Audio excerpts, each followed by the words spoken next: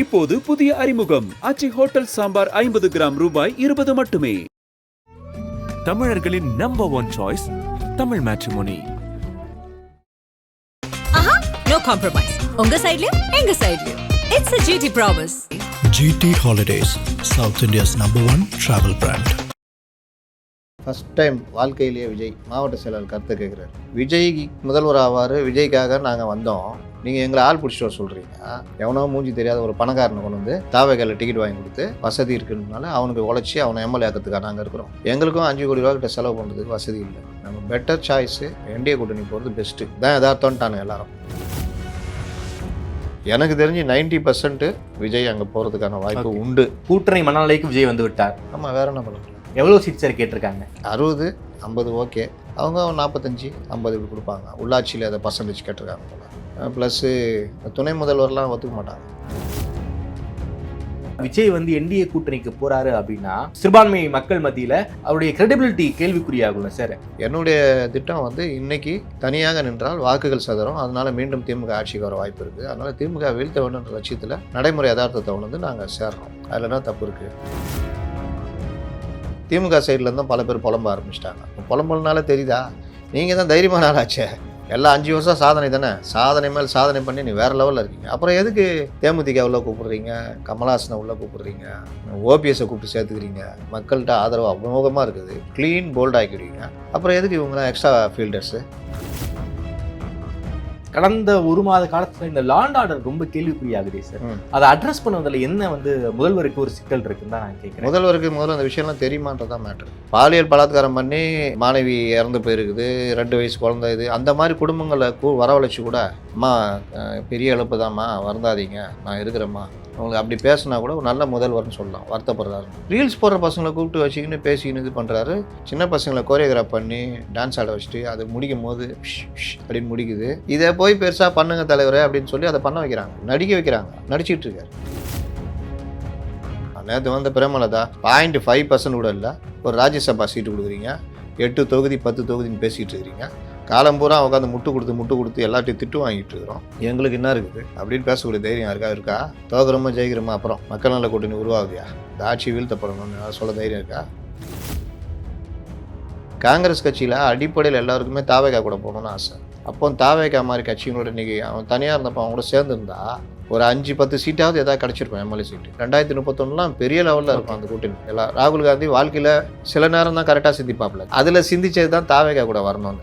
அதையும் போட்டு இது பண்ணி ராகுல் காந்தி ஆட்சி தோத்திட்டாங்க. இதெல்லாம் முருகின்னு போயிட்டார், அவர் பிரச்சாரத்துக்கு வரமாட்டார். ஆதநேயர்களுக்கு அன்பு வணக்கம். இன்று நம்மோடு மூத்த பத்திரிகையாளர் திருமிகு அப்துல் முத்தலீஃப் இருந்துள்ளார். வணக்கம் முத்தலீஃப் சார். வணக்கம் சார். என்டிஏ கூட்டணிக்குள்ளார என்ன நடந்துகிட்டு இருக்கு? குறிப்பாக விஜய் என்டிஏ தரப்புடன் பேசிக்கொண்டு இருக்கிறார்னு நேற்றைக்கெல்லாம் வந்து பிரேக்கிங்லாம் போச்சு. அது உண்மைதானா, இல்லை வழக்கம் போல் வந்து ஊடகங்கள் கொளுத்தி போட்டிருக்காங்களா? என்ன நடந்துக்கிட்டு இருக்கு? குறிப்பாக விஜய் வந்து என்டிஏ கூட பேசிக்கிட்டு இருக்காரா இல்லையா? விஜய் என்டிஏ கூட யாருன்னா பேசினார்ல கடந்த காலங்களில், கரூர் சம்பவம் முடிந்த பிறகு அதெல்லாம். அதனால் தாவேகா வந்து ஆரம்பிச்சதுலேருந்தே அதில் பிரச்சனை, தகராறு, அந்த இன்ஃப்ராஸ்ட்ரக்சர் சரியில்லை, பல பிரச்சனை. ஆனாலும் இந்த போனாங்கள்ல புது ஸ்ட்ராட்டஜிஸ்ட்டுகள், ஏற்கனவே இருக்கிற இது ஜானு, இந்த மாதிரி ஆட்கள்லாம் விஜய்க்கு ஒரு இதை க்ரியேட் பண்ணுறது. ஜான் எந்த அளவுக்குன்னா, கடவுள்கிட்டருந்து எனக்கு மெசேஜ் வருது. சீரியஸா என்ன சார் சொல்கிறீங்க? பார்க்காதீங்க, கடவுள்கிட்டருந்து எனக்கு மெசேஜ் வருது, நீங்கள் தான் அடுத்த முதல்வர். இதே மாதிரி போய் விஜய்கிட்ட சொல்கிறது. இன்னொருத்தர் கோலவெளி அம்மன் சொல்லிட்டு, கோலவெளி அம்மன்னா ஏதோ ஒரு அம்மன், இதுன்னு அவர் தனியாக புஷி, ஆதவ அர்ஜுனா நான் பெரிய ஸ்ட்ராட்டஜிஸ்ட்டு அப்படி இப்படின்ட்டு இவங்க எல்லாம் போய் இந்த மாதிரி உருட்டுறது. இவருக்கு ஏற்கனவே ஒரு பேராசை இருக்குல்ல, நம்ம முதலமைச்சராக இல்லாமல், அதை வச்சுட்டு இவர் நம்புறது. இப்படி தான் ஓடிட்டு இருந்தது. கீழே கட்சியை கட்டுறதுக்கான எந்த ஏற்பாடுக்குமே யாருக்குமே அனுபவம் கிடையாது. இவர் மன்றத்தில் வேலை செஞ்சாலும் கட்சி அரசியல்ன்றது அவர் வராது. அடிமைத்தனமாக எல்லாருமே தனக்கு கீழே இருக்கணும்னு அதே பாணியில் இது பண்ணி மாவட்ட செயலாளர் யாரையும் போட்டு அது வாட்டில் கட்சின்ற பேரில் ஓடிட்டுருக்கு. விஜய் எதுக்கும் நான் வரமாட்டேன், ஆனால் முதலமைச்சராக தான் வருவேன். அவர் ஸ்ட்ராட்டஜிஸ்ட்னு துட்டை வாங்கின்னு அந்த ஆள் என் கட்சிக்குள்ளே எவனையும் அவ்வளோ விடாமல் பார்த்துக்கிட்டேன், கட்சியை அடுத்த கட்டத்துக்கே நகர்த்தாமல் அந்த ஆள் இவர் யார், ஆதவ அர்ஜுனா, இதெல்லாம் வந்துட்டு நம்மளை கட்சியில் என்ன இருத்திக்கலாம், நம்ம என்ன பண்ணிக்கலாம், டிஎம்கேக்கு ஆதரவாக இவரை எப்படி நான் வச்சுக்கலாம், தனியாக நிற்க வைக்கிறது இதுன்னு கூட அவருடைய நண்பர் இந்த விஷ்ணு ரெட்டி போன்றவர்கள் கட்சியிலேயே பொறுப்பில் இல்லை. இந்த டீம் தான் அப்படியே ஆப்ரேட் பண்ணிட்டு அப்படியே உருட்டிகிட்டு வருது. கரூர் வரைக்கும் தெம்பாக வராங்க. கரூர் பிரச்சனைகளை மாட்டிக்கின்னு அப்போ தான் முதல்ல இவராக தனியாக முடிவெடுக்கிறார் என்டிஏட்ட பேசணுன்னு. அது அப்படியே ஓடிக்கிட்டு இருக்குது. சொன்னால் யாருமே அது முதல்ல நம்பலை, அப்புறம் தகவல்லாம் எல்லாம் நம்ப ஆரம்பிக்கிறேன். நம்ம ஆளுங்க தானே. அதுக்கப்புறம் பேச்சுவார்த்தை இல்லைன்னுலாம் உருட்ட ஆரம்பித்தாங்க. யார் இன்னைக்கு கூட நிர்மல்குமார் போட்டுக்கிறார், அதெல்லாம் இல்லை, நம்ப வேண்டாம், இல்லைன்னு சொல்லல, அதிகாரப்பூர்வமாக தகவல் வர வரைக்கும் நீங்கள் வந்து இதே இவர் தான் சொல்லிட்டு இருக்கும் போதே என்லாம் கேட்டாங்க, அவங்களாம் அப்படி பேசுகிறாங்க, நீங்கள் மட்டும் தான் சொல்கிறீங்கன்னு. விஜய் சொல்கிறாரா சொல்லுங்கள், என்டிஏ கூட கூட்டணி இல்லை, தனியாக நிற்கிறேன்னு விஜய் சொல்லுங்கள், நம்ம ஒத்துக்கலாம் அப்படின்னு. அப்புறமா விஜய் ஒரு நாள் சொன்னார், நம்மளா அழுத்தமா நேமலியா ஹஹா நம்ம தனியாக அப்படி இப்படின்லாம் சொன்னார்ல அவர்தான். அப்புறம் அதிமுகவை தடவையாக கொஞ்சம் கடுமையாக விமர்சனம் பண்ணார். அவங்க திருப்பி அடித்தாங்க பனையூர் பண்ணையாருன்னு. அதுக்கு பிறகு காங்கிரஸ் கூட பேச்சுவார்த்தை போச்சு. அந்த காங்கிரஸ் கூட பேச்சுவார்த்தையாக தக்க வைக்கிறதுக்கு இவங்கள்ட்ட லீடர்ஷிப் குவாலிட்டி இருக்குன்னா யார்கிட்டையுமே கிடையாது. விஜய் வழக்கம் போல் உள்ளே வந்து கதவை சாத்திக்கினார். அப்போது ராகுல் இறங்கி வந்து பேசிகிட்டு இருக்காப்புல, பிரவீன் சக்கரவர்த்தி பேசுகிறாங்க, மற்றவங்க பேசுகிறாங்க. அந்த பேச்சை டெவலப் பண்ணி கொண்டு போகிறதுக்கு காங்கிரஸ் கூட போய் பேசி, டெல்லியில் பேசி, சோனியா காந்திகிட்ட பேசி, கார்கேட்ட பேசி, கட்சியை கொண்டு வர வழியை பண்ணாமல் இவங்க வாட்டில் எனக்கு என்னென்னு வழக்கம் போல் லாஸ்ட்டில் திமுக பயந்து போய் சிதம்பரத்தை பிடிச்சி அனுப்பிச்சி சோனியாவிட்ட பேசி ராகுலை ஆஃப் பண்ணி கூட்டணிக்குள்ளே கொண்டு வந்துட்டாங்க. அதுக்கு பிறகு தான் இவர்களுக்கு ஒரு பயம் வருது. அப்போ கூட காங்கிரஸும் போயிடுச்சா? அப்போ கூட என்னென்னா இவர் தான் ஆதவ அர்ஜுன் ஆனால் காங்கிரஸை கொண்டு வருவோம், அப்படி பண்ணலான்னு. ஓகே, எதுவும் நடக்கலை. இதுக்கு நடுவில் இவர்களுக்குள்ள ஏகப்பட்ட கோஷ்டி சண்டை உள்ளுக்குள்ளேயே பாஸ். ஆமாம், யார் வேட்பாளரை கொண்டு வர்றது அப்படின்னு. யார்ட்டையுமே வேட்பாளர் இல்லை, ஆனால் யார் வேட்பாளர் கொண்டு வர்றது. புஷி ஒரு பக்கம், இந்த ஜானு விஷ்ணு ரெட்டி இந்த டீம் ஒரு பக்கம். இதில் இவர்களுக்குள்ள சண்டை. இதில் அந்த விநியோகம், விருப்ப மனு விநியோகம், அது பார்த்திங்கன்னா வழக்கம் போல் இந்த ரோட் ஷோ நடத்துவாங்கள்ல, எல்லாரையும் வர சொல்லிட்டு கும்பல் சேர்த்துன்னு, அந்த மாதிரி விருப்ப மனுவையும் பண்ணாங்க. அப்படி பண்ணுறாலும் திரும்ப வர்றதுக்கான கேரண்டியை வாங்கியிருக்கணும்ல. மொத்தமே 300-400 தான் திரும்பி வந்துருக்குது. காரணம் என்னென்னா அவ்வளோதான் அவங்கள்ட்ட கெப்பாசிட்டி இருக்குது, ஆட்கள்கிட்ட 10,000 ரூபா கட்டுற அளவுக்கு. அதுலேயும் 5,000 பேர்லாம் கட்டியிருக்காங்களே சார். அவன் எல்லாம் வசதிக்காரன் தானே இருப்பான் பெரும்பாலும். அது 75 ஆண்டு கால கட்சியில் அது அதிமுகவில் தான் கட்டுவாங்க. விருப்பமனு அது ஆளுங்கட்சி வேறு. விருப்ப மனு கட்டி 23 கோடி ரூபாய் கட்சிக்கு நிதி சேர்த்துருக்காங்க போல இருக்குது சார். அதான் அது ஆளுங்கட்சி வேறு. ஜெயிக்கணும்னு ஒரு பிரபகண்டா நேற்று வரைக்கும் ஓடிட்டு இருந்ததில்ல, அது நம்புறவங்களும் இருந்தாங்கல்ல அது. அப்போது இங்கே 2 கோடி ரூபா ஒயிட்டில் கொடுக்கணும் அதுன்னொன்னா பாதி பேர் டல் ஆகிட்டான். யார்கிட்ட இருக்கு? அப்புறம் முடிஞ்சிச்சு, விருப்ப மனுவே திரும்ப வரல. அந்த நேரத்தில் தான் இவர்களுக்குள்ள ஒரு பயம் வருது, என்னடா இது இப்படி போனால் நம்ம ஒரு எம்எல்ஏ கூட ஜெயிக்க முடியாது போலையே அப்படின்னு. இந்த பயத்தில் தான் இவர் இப்படி பேசும்போது அவர்கள் திரும்பி பேசிக்கிட்டே இருக்கிறாங்க. இவர் லாஸ்ட்டில் சரி இந்த சம்மன் வருதுல்ல, ப்ளஸ்ஸு பட பிரச்சனை, அதுன்னு பல பிரச்சனை. சரி சம்மன் வருதுன்னா சம்மன் அதுக்கு தான் இருக்கும். சரி என்ன பதில் சொல்கிறது? ஃபஸ்ட் டைம் உலகத்திலேயே வாழ்க்கையிலேயே விஜய் மாவட்ட செயலாளர் கருத்தை கேட்குறாரு. ஏன்னா நாளைக்கு தேர்தலில் அவங்க தான் வேலை செய்யணும் கீழே.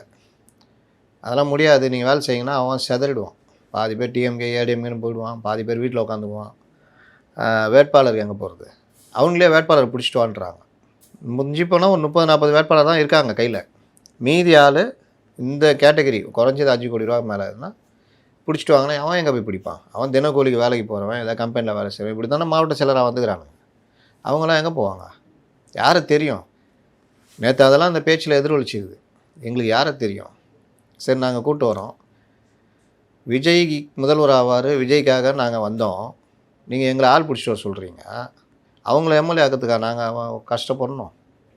எவனோ மூஞ்சி தெரியாத ஒரு பணக்காரனை கொண்டு வந்து தாவேக்கால டிக்கெட் வாங்கி கொடுத்து வசதி இருக்குன்றதுனால அவனுக்கு உழைச்சி அவனை எம்எல்ஏ ஆக்கிறதுக்காக நாங்கள் இருக்கிறோம். என்ன நியாயம் அது? இன்னொன்று அந்த மாதிரி எங்கள்கிட்ட இல்லை.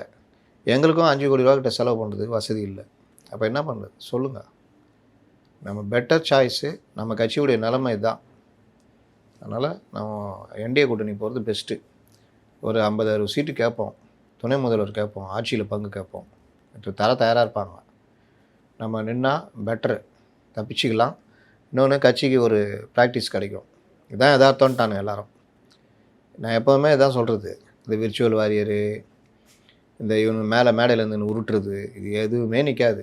களம் களம் களம் களம் தான் நிற்கும். நான் அடிக்கடி சொல்லுவேன்ல, தேர்தல் வந்தால் 2 பேரும் அதில் பிஹெச்டி வாங்கினவங்க. திமுக ஒன்றுமே கிடையாது, உனக்கு இன்ஃப்ராஸ்ட்ரக்சரே கிடையாது, வேட்பாளர் கிடைக்க மாட்டான், இவ்வளோ பிரச்சனை. இதில் இவங்க 2 கோடி ரூபா கட்சிக்கு, இவங்க எந்த கட்சியுமே அந்த மாதிரி கேட்கல.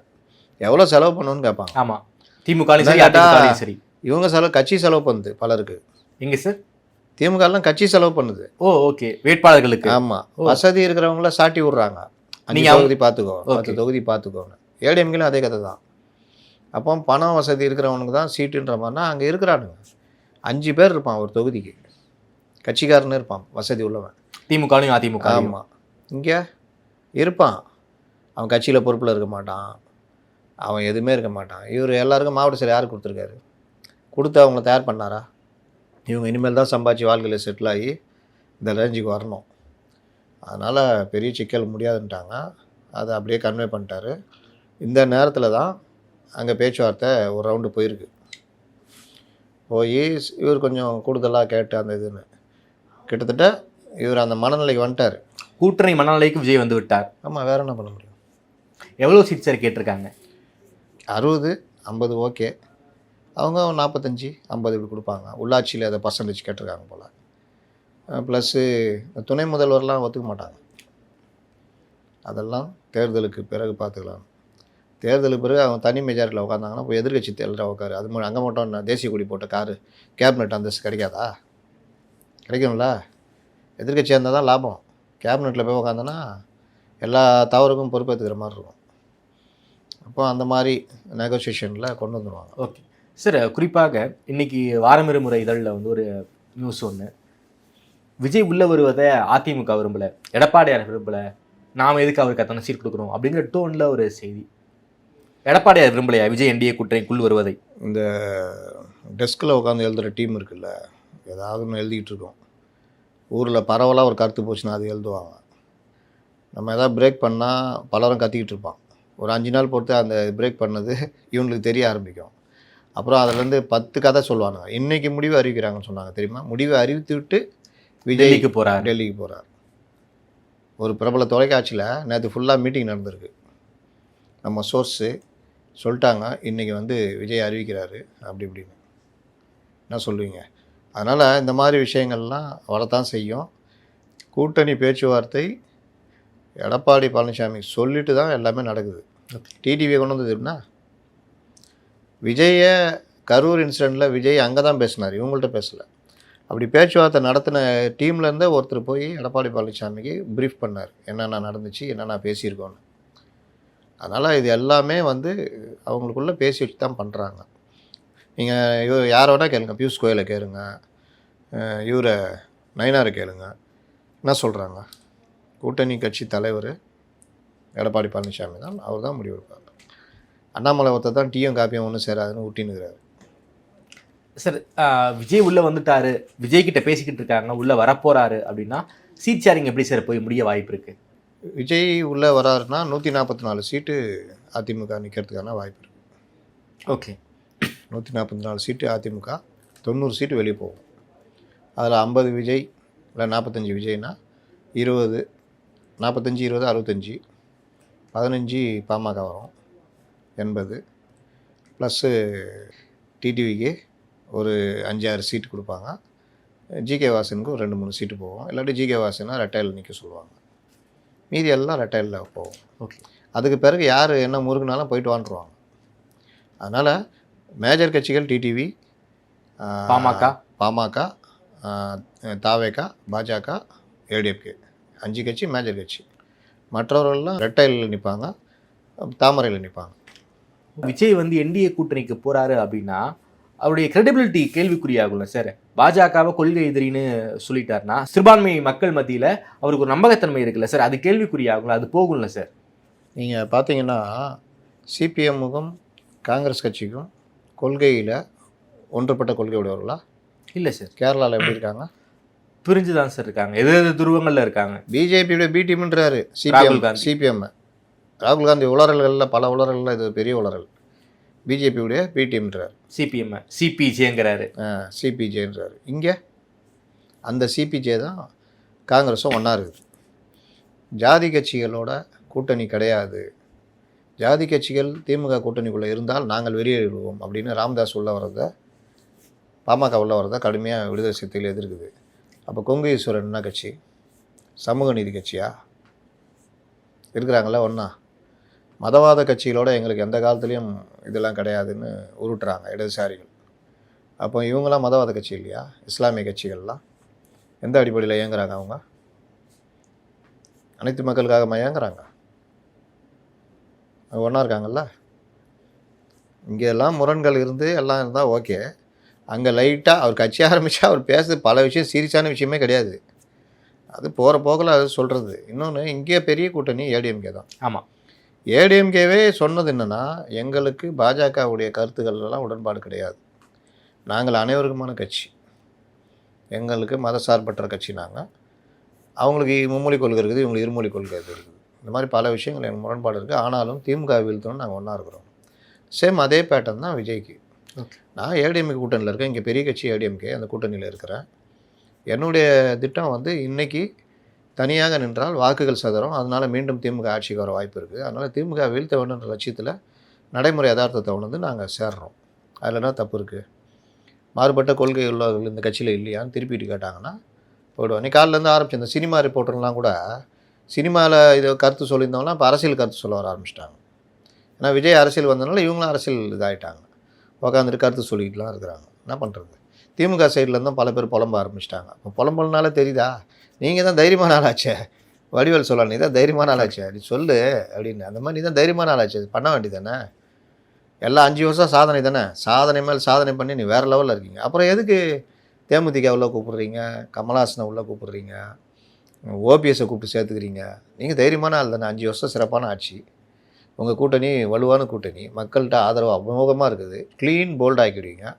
அப்புறம் எதுக்கு இவங்களாம் எக்ஸ்ட்ரா ஃபீல்டர்ஸு? இது இல்லாமல் போகிற வரலாம் அந்த ஸ்ட்ராட்டஜி டீம் என்ன சொல்லுதோ அதெல்லாம் பண்ணுறது. இன்றைக்கி பார்த்தீங்கன்னா மற்ற ஸ்டேட்டில் பக்கத்தில் இருக்கிற கர்நாடகாவில் கூட 16 வயதுக்கு உட்பட்ட குழந்தைகள் சமூக வலைதளங்கள் பயன்படுத்தக்கூடாது. இவர் கூப்பிட்டு அதை ஊக்குவிக்கிறார் ஒரு முதல்வர். அவருக்கு அதோடைய சீரியஸ்னஸ் தெரியுதா? 2 பசங்க அப்போ எந்த அளவு இவங்க இறங்கிட்டாங்கன்னா, அந்த ரீல்ஸ் போடுறவங்க மூலிமா கூப்பிட்டு இவர் இது பண்ணுற மூலிமா ஒரு 10 ஓட்டு கிடைக்குமான்னு அந்த ஸ்ட்ராட்டஜி டீம் முடிவு பண்ணி இவரை பண்ண சொல்லுது. இவர் பண்ணுறாரு. அந்த அளவுக்கு இன்றைக்கி பாலியல் பலாத்காரம் பண்ணி மாணவி இறந்து போயிருக்குது, 2 வயசு குழந்தை இது, அந்த மாதிரி குடும்பங்களை வரவழைச்சி கூட, அம்மா பெரிய இழப்பு தான்மா, வருந்தாதீங்க, நான் இருக்கிறேம்மா, உங்களுக்கு அப்படி பேசுனா கூட ஒரு நல்ல முதல்வர்னு சொல்லலாம், வருத்தப்படுறாருன்னு. ரீல்ஸ் போடுற பசங்களை கூப்பிட்டு வச்சுக்கின்னு பேசிக்கின்னு இது பண்ணுறாரு. அந்த சைடு ஒரு திரும்பி கூட பார்க்கவே இல்லை. எத்தனை நடந்திருக்கு இந்த ஒரு வாரத்தில்? இதுதான், இது எப்படி சரியாக இருக்கும்? அதனால் இவர்கள் யதார்த்தத்துக்கு புறம்பாக போய்கிட்டு இருக்கிறாங்க. அவர் அங்கே போய் ஆகாஷ் இது பண்ணதுக்கு போலீஸ்காரர்கள் காவல்துறையினர்னு பேசிகிட்டு இருக்காரு நம்ம இவர் திருமாவளவன். இதே போன இந்த சாத்தான் குளத்துக்கெலாம் யாரை பொறுப்பாக்குனாங்க? எடப்பாடி பழனிசாமி தானே பொறுப்பாக்குனாங்க. அதான் நிலைமை. அதனால் இந்த முரண்களை எல்லாத்தையுமே திருப்பிட்டு அடிப்பாங்க. சமீப காலத்தில் கடந்த 1 மாத காலத்தில் இந்த லாண்ட் ஆர்டர் ரொம்ப கேள்விக்குறியாகுதே சார். அதை அட்ரஸ் பண்ணுவதில் என்ன முதல்வருக்கு ஒரு சிக்கல் இருக்குன்னு தான் நான் கேட்குறேன். முதல்வருக்கு முதல்ல அந்த விஷயம்லாம் தெரியுமான்றதான் மேட்ரு. அவர் வேற ஒரு உலகத்தில் இருக்கார். ஐஎஸ் நோட் போட்டு கொடுப்பாங்களா சார்? ஐஎஸ் நோட் போட்டு கொடுக்குறவங்க நல்லா இருக்குது, ஆல் இஸ் வெல்லுன்னு போட்டு கொடுத்தா சொல்லுங்கள் சார். அப்படி இல்லாமல் சார் போட்டு கொடுப்பாங்களே, கொடுப்பாங்க. அப்படி கொடுக்குறவங்கள கூப்பிட்டு துவைச்சி எடுத்தா பயந்து போய் கரெக்டாக கொடுப்பாங்க. சிஎம் விடுங்க சார், டெப்டி சிஎம் இருக்காங்க, அவர் அதுக்கு மேலே டெப்டி சிஎம், அதுக்கு மேலே நான் ரொம்ப சிம்பிளாக சொல்கிறேன். சிஎம்கிட்ட இருக்கிற மைனஸ் எல்லாம் சரி பண்ணால் டெப்டி சிஎம் அடுத்த லெவல் போயிடலாம். கலைஞரின் பேரன்னு சொல்லுவாங்க. எங்கேயாவது யாராவது கலைஞரின் பேரன்னு இவரை சொல்கிறாங்களா? ஏன்னா கலைஞர்கிட்ட இருக்கிற அந்த குவாலிட்டியில் ஒரு 10% கூட இவர்கிட்ட இல்லை. வந்த புதுசில் ஒரு உருட்டுனாங்கல்ல, கலைஞரின் பேரன் அப்படி சொல்கிறார், இப்படி பேசுகிறாருன்னு. அதெல்லாம் இல்லைன்னு எல்லாருக்குமே தெரிஞ்சு யாரும் அதை பற்றிலாம் பேசுறதே இல்லை. ரொம்ப ஒரு சின்ன உதாரணம் சொல்கிறேன். தூய்மை பணியாளர்கள் சென்னையில் போராட்டம் பண்ணுறாங்க. ஊரே பற்றிக்கிட்டு எரியுது. தமிழ்நாடு முழுவதும் அந்த பிரச்சனை பெருசாகுது. சிஎம்முக்கு தெரியுமோ தெரியாது, சரி அவர் போக முடியாது. டெப்டி சிஎம் கையில் எடுமா வேணாமா? சென்னையில் அங்கே போய் உட்காந்து அவங்கள்ட்ட பேசியிருந்துருக்கணும். அவங்கள வர வச்சு என்னம்மா கோரிக்கை, என்ன கோரிக்கை? 5000 ரூபா குறைக்கிறாங்க சம்பளத்தில், அதை அந்த கம்பெனிகிட்ட சொல்லி அதே சம்பளத்தை கொடுங்கன்னு சொல்ல வைக்கணும். நீங்கள் வந்து அந்த உங்களுடைய அந்த சர்வீஸ் வந்து கட் ஆகாது. 15 வருஷம் சர்வீஸ்னால் 16வது வருஷமாக அது அப்படியே கணக்கிடப்படும். இவ்வளோதான் அவங்க கோரிக்கை, வேறு பெருசாலாம் கிடையாது. திரும்பி கூட பார்க்கல. அதே நிகழ்ச்சியில் இவர் எங்கே ஒரு ஆடியோவில் போய் கலந்துக்கிறார், நிகழ்ச்சியில் கலந்துக்கிறாரு. குடும்பத்தோடு போய் கூலி படம் பார்த்துட்டு ரிவ்யூ போடுறாங்க. அவர்களை அடுத்து விரட்டப்படுகிறார்கள். அந்த விரட்டப்பட்டதையும் கண்டுக்கவே இல்லை. மறுநாள் முதல்வரை ஏமாற்றும் விதமாக வேறு ஒரு மண்டலத்திலேருந்து புது ட்ரெஸ்ஸில் தூய்மை பணியாளர் கூட்டு வந்து காலை சிற்றுண்டின்னு இது பண்ணுறாங்க. இது வந்து மக்களை ஏமாத்துறது, கூட சேர்த்து முதல்வரையும் ஏமாத்துறது. மக்கள் வந்து ஏமாந்துருவாங்கன்னு நினைக்கிறாங்க. மக்கள் எல்லாத்தையும் பார்த்துக்கிட்டு இருக்கிறாங்கல்ல. நீங்கள் சிஎம் வந்து ஒரு விஷயத்தில் அவர் எப்படி ரியாக்ட் பண்ணுறாரு, எப்படி என் பார்வையில் எல்லாமே கரெக்டாக இருக்குது, என் கட்டுப்பாட்டில் தான் இருக்குது, நான் விடமாட்டேன் அப்படின்னு பேசுகிறவர் தான் சிஎம். சின்ன பசங்களை கோரியோகிராஃப் பண்ணி டான்ஸ் ஆட வச்சுட்டு அது முடிக்கும் போது அப்படின்னு முடிக்குது. இவரும் ஐத்தலைவா ஹொய்த்தலைவான்னு வாங்க ஒரு படத்தில் அந்த மாதிரி இது இப்படி இதை போய் பெருசாக பண்ணுங்க தலைவரே அப்படின்னு சொல்லி அதை பண்ண வைக்கிறாங்க. அவரும் கூச்ச நாச்செல்லாம் பண்ணிக்கிட்டு இருக்காரு, நடிக்க வைக்கிறாங்க, நடிச்சிக்கிட்டு இருக்காரு. அந்த ராம்பாக் போங்கன்றாங்க, அங்கே போய் நில்லுங்க, அந்த பாக்ஸில் போய் நில்லுங்கன்றாங்க. கரெக்டாக அந்த பாக்ஸில் போய் நிற்கிறாரு. 4 பக்கமும் பூந்தொட்டி இதாகுது. மறுபடியும் நடந்து போய் ஒரு கோடு போட்டிருக்காங்க, அங்கே போய் நின்றுட்டு கையாட்டணுமா, 4 பக்கம் கையாட்டுறாரு. போன தடவை அந்த இதை எறிகிறேன்னு சொல்லிட்டு மூஞ்சிலெல்லாம் போட்டு அடிச்சிட்டானுங்க. அதனால் இந்த தடவை அவர் போனவுடனே கீழே விட்ற மாதிரி இருக்குது. விஜய் மாதிரி ராம்பாக் போங்க ஒன்றும் பிரச்சனை இல்லை. விஜய்க்கு 2 ரசிகர்கள் வந்து காலில் விழுந்த மாதிரி எதுக்கு உள்ள வைக்கிறீங்க? பச்சையாக தெரியுதா? இந்த ஹிந்தி படம் தமிழில் டப் பண்ணுவாங்க அந்த காலத்துலலாம். சீன் பை சீன் அப்படியே வச்சுருப்போம். நாளை நமதுன்னு ஒரு பாட்டு வரும் தெரியுமா, அன்பு மலர்களே நாளை நமது. அந்த பாட்டில் பாருங்கள், ஒரு அம்மா கண்ணாடி இவ்வளோ பெரிய கூலிங் கிளாஸ் போட்டு முக்காடு போட்டு உக்காந்துருக்கும். நம்ம ஊருக்கு அது கரெக்டாக இருக்குமா? ஒரு வளர்ப்பம்மா அப்படி இருப்பாங்களா? நம்ம ஊரில் சாதாரணமாக சடை போட்டு வச்சு இருப்பாங்க. விதவையாக இருந்தால் பொட்டு இல்லாமல் இருப்பாங்க. அப்படி தானே? வட இந்தியாவில் அந்த மாதிரி இருப்பாங்க. தலையில் முக்காடு, இந்துக்கள் கூட தலையில் முக்காடு போட்டு அந்த கண்ணாடி போட்டு அப்படியே இங்கே அடிச்சு ஓட்டிப்பாங்க. அந்த பாட்டில் பார்த்தீங்கன்னா ஆமாம், ஒன்று பண்ணல. அது எம்எஸ்வின்ற லெஜெண்ட் இருந்ததுனால டியூன்லாம் அவர் இஷ்டத்து போட்டார். தெலுங்குலலாம் பார்த்தீங்கன்னா அதே டியூன் தான். ஆமாம், யாதோங்கி யகலாக்கி பகலாகின்னு தெலுங்கில் பாடிட்டு இருப்பாப்புல. இங்கே அன்பு மலர்களேன்னு தமிழில் வேறு டியூனு. அப்போது இந்த மாதிரி ஈயடிச்சாங்காப்பி அடிக்கிறது சினிமாவில் பார்த்துருக்கோம். விஜய்க்கு உழுந்தானா தொண்டை அந்த டைப்பு தலைவன் ஃபஸ்ட் டைம் வெளியே வரான்னு இதெல்லாம் மீறி காலில் கையில் விழுறான், வந்து கட்டி பிடிக்கிறான், அதை பண்ணுறான். இவருக்கு என்ன கிரவுண்டில் தான் இருக்கார். 2 பேர் வந்து விழுற மாதிரி எடுத்தாங்களா? அதில் ஒருத்தன் சீன்லேயே இல்லாமல் 200 நிறையானா 400 நடிச்சிட்டான். ஒரு பூங்கத்தை கொண்டு வந்து கையில் கொடுத்துட்டு போயிட்டான். இவர் வாங்கிட்டு சீன்லேயே இல்லைன்னு சை அப்படின்ற மாதிரி போடுறது. இதெல்லாம் தேவையான்ற. அப்போ இந்த மாதிரி ஒரு நடிக்க வைக்கிறாங்க. இன்றைக்கி பார்த்தா அந்த ரீல்ஸ் போடுற சின்ன பசங்களை கூப்பிட்டு வச்சுட்டு இவருக்கு தெரிய வேணாவா? 16 வயதுக்கு உட்பட்ட பசங்களுக்கு மற்ற ஸ்டேட்லாம் பண்ணுறாங்க, தமிழ்நாடு பண்ணலன்ற இது ஒரு குற்றச்சாட்டாக வந்துக்கிட்டு இருக்குது. இந்த வேலையை இவர் பண்ணுறாரு. இதுதான் இன்றைக்கி பிரச்சனை. சார், அதே போல் கூட்டணி கட்சிகளை பொறுத்த வரைக்கும் சிபிஐ சிபிஎம் கொஞ்சம் முரண்டு பிடிக்கிறாங்க போல இருக்கே சார். ஆமாம், மானஸ்தன் கூட்டத்தில் ஒரு மானஸ்தன்ற மாதிரி நீ தான் தைரியமான ஆளாச்சே பேசு அப்படின்ற மாதிரி விடாதரா, இப்படியே மெயின்டைன் பண்ணுறா அப்படின்ற மாதிரி சண்முகம் வந்து நல்ல கேள்வி தானே. நேற்று வந்து பிரேமலதாவுக்கு கொடுத்து காங்கிரஸ் அதிசீட்னா அப்போ நாங்கள் அவ்வளோ நாள் தோலைப்பாரு எவ்வளோ புண்ணாயிட்டு இருக்குது, சிலுவை சமுந்து உனக்காக என் கட்சியுடைய அடிப்படை மான மரியாதையெல்லாம் விட்டுட்டோம். தொகுதி உடன்பாடுன்னு வெளியில் வந்து மக்களை தட்டி போராடிக்கிட்டு இருப்போம். இன்றைக்கி எங்கள் தொழிற்சங்கம் போச்சு, கட்சிக்காரன் மதிக்க மாட்டேங்கிறான். கூட்டணின்னு இல்லாத ஒரு இதை உருவாக்கிட்டு அவங்க கூட ஒட்டிக்கிட்டு இருக்கிறோம். ஒயிட் காலர் தலைவர்களாக இருக்கிறதுனால அடிப்படை புரட்சிகர இதுவே போயிடுச்சு எங்கள் கட்சிக்கு. சரி, இதெல்லாம் எதுக்கு எதாவது கவனிப்பீங்கன்னு சொல்லிட்டான். தான் கவனிக்கிறேன், அது வேறு சீட்டுக்கு ஜாஸ்தி கொடுத்தாதானே மரியாதை இருக்கும் அப்படின்னு கேட்குறாரு. இல்லைன்னா போன்னுவாங்க, என்ன பண்ணுவார் விஜயா? அங்கே போயிட்டா முடிஞ்சிச்சு, கதவை சாத்த ஆப்ஷனே இல்லை சார், ஆப்ஷனே இல்லை. ஆனால் துணிஞ்சு எதிர்த்து தனியாக நின்று தோத்தாலும் பரவாயில்ல நின்னாங்கன்னா அது தைரியம். வாடா மக்கள் நல கூட்டணி உருவாக்கணும்னு அரண்டு போயிடுவார் ஸ்டாலின். வாங்க இப்போ என்ன சொல்லிட்டேன் நான் நேற்று வந்து பிரேமலதா 0.5% கூட இல்லை, ஒரு ராஜ்யசபா சீட்டு கொடுக்குறீங்க, 8 தொகுதி 10 தொகுதின்னு பேசிகிட்டு இருக்கிறீங்க. காலம்பூரா உட்காந்து முட்டு கொடுத்து எல்லாத்தையும் திட்டு வாங்கிட்டு இருக்கிறோம்.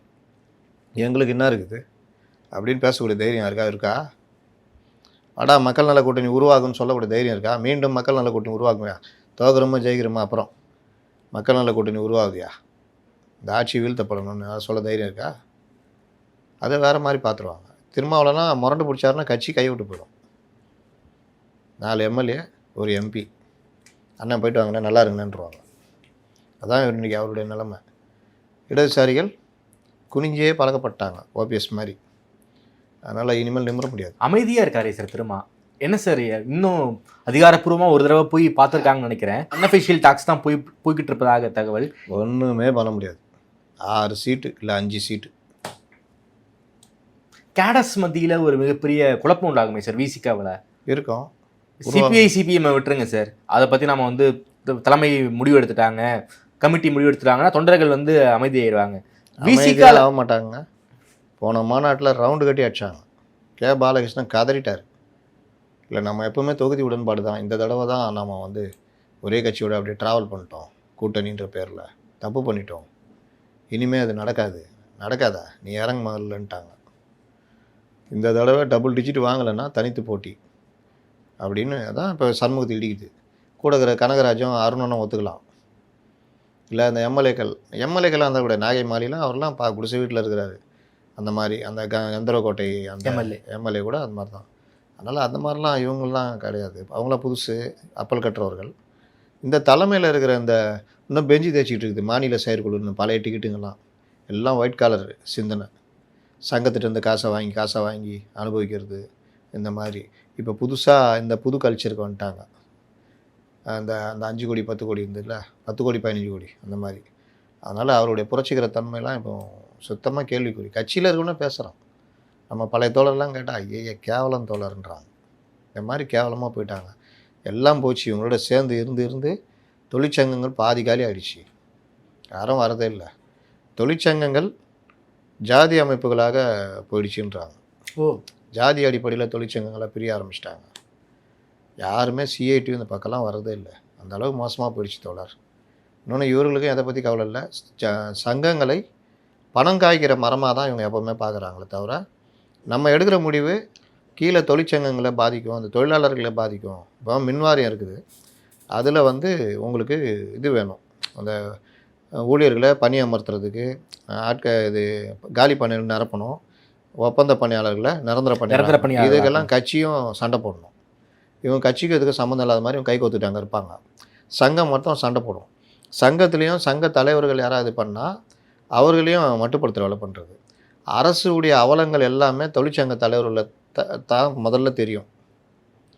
ஏன்னா கிரவுண்டில் இருக்காங்க, உள்ளே இருக்காங்க. ஒரு டெண்டர் போடுறான் இல்லை ஒரு விஷயம் ஏமாத்துறான்னா கீழே இருக்கிற அந்த எல்லாருமே தலைவர்கள்ட்ட சொல்லிடுவாங்க, என்ன நடக்குதுன்னு இன்ச் பை இன்ச்சு தெரியும்.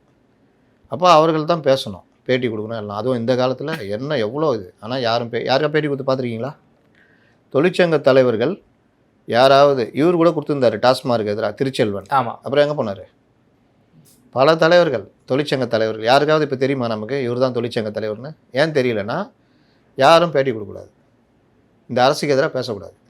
இப்படி எல்லாத்துக்கும் முட்டு கொடுத்துட்டா வந்தால் உனக்கு வைக்க தான் செய்வான். அப்போ 6 சீட்டு இருந்தால் இல்லை போ அப்படின்னு.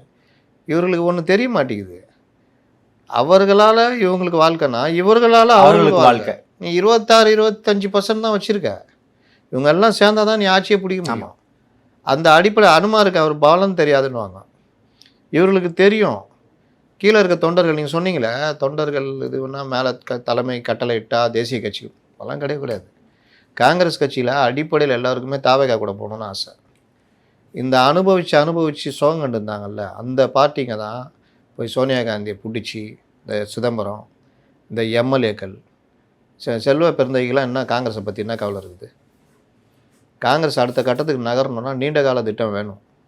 அப்போ தாவேகா மாதிரி கட்சிகளோட இன்றைக்கி அவன் தனியாக இருந்தப்போ அவங்க கூட சேர்ந்துருந்தா தப்போ ரைட்டோ ஒரு 5-10 சீட்டாவது எதாவது கிடச்சிருக்கும் எம்எல்ஏ சீட்டு. அடுத்து உள்ளாட்சியாவது நகர்ந்து போய் 2031 பெரிய லெவலில் இருக்கும் அந்த கூட்டணி போராட்டக்கெல்லாம். அதுன்னு இவங்களுக்கு தான் போராட வராது, ரோட்டுக்கு வர்றதுக்கு பிடிக்காது. எல்லாம் செல்வந்தர்கள், மாட மாளிகை சீமான்கள் எல்லாம்.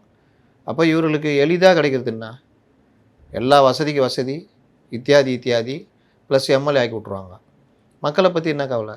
அதனால் காங்கிரஸை பலியிட்டாலும் பரவாயில்லன்னு 60 இடத்துலேருந்து இன்றைக்கி 28 இடத்துக்கு போராட வேண்டிய நிலைமைக்கு வந்திருக்குமேன்றதை பற்றி கவலைப்பட மாட்டாங்க.